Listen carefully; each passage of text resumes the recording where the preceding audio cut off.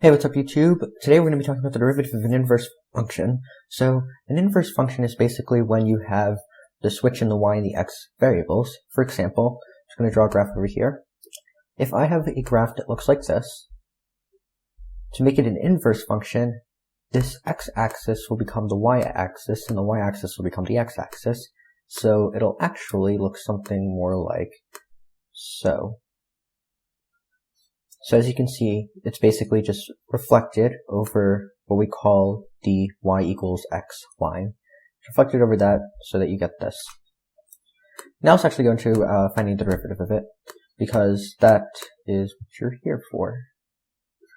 So the easiest way to go about doing this is using implicit differentiation, which we covered in our last video. So let me just give you an example. I just pulled it up here. X cubed plus 7x plus 2.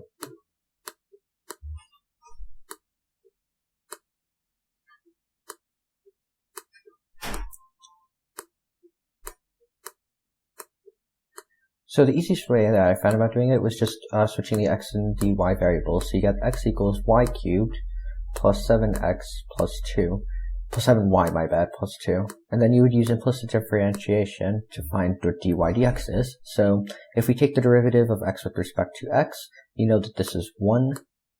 And then we get that this is equal to 3y squared dy dx because of implicit differentiation. Dy over dx. And then you add 7 dy dx, because the derivative of y with respect to y is just 1, so you end up with just dy dx. And then the derivative of any constant is just 0. So what you end up with is that when you isolate dy dx, you get 1 over 3y squared plus 7. Now if I wanted to find the if I wanted to find the, on the inverse function, over here, the slope of that tangent line, where, here in this example you have 10, 1, so where y equals 10, and where x is equal to 1, over here, since you switched the variables, this y was originally this x, so you end up with just plugging in 1 here, and the slope at that point would be 1 over 10.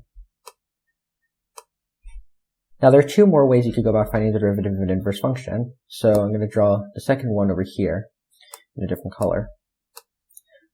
You could just take this equation here, y equals x cubed plus 7x plus 2, and then you just find, and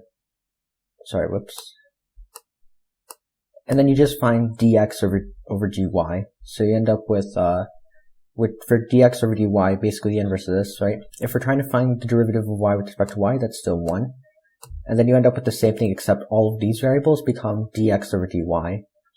So you end up with 3x squared dx dy. Whoops.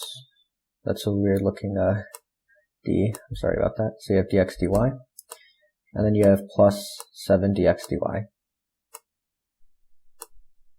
And as you notice, you end up with the same exact thing. So the only thing with this is that now you didn't really switch them, so the x you end up with over here is still 1 and you get the same answer. Now the last way to go about it is just to use a formula. So this is a formula you might need to remember if this is still confusing to you. And it's that the derivative here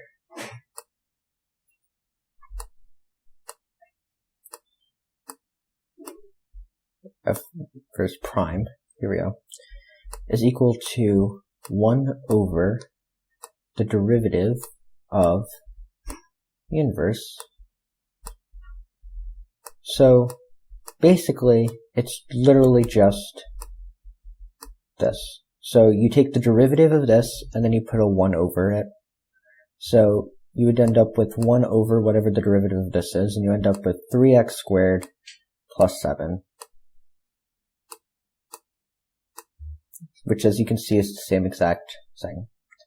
I hope you enjoyed this video. Thank you for watching, and I'll see you tomorrow.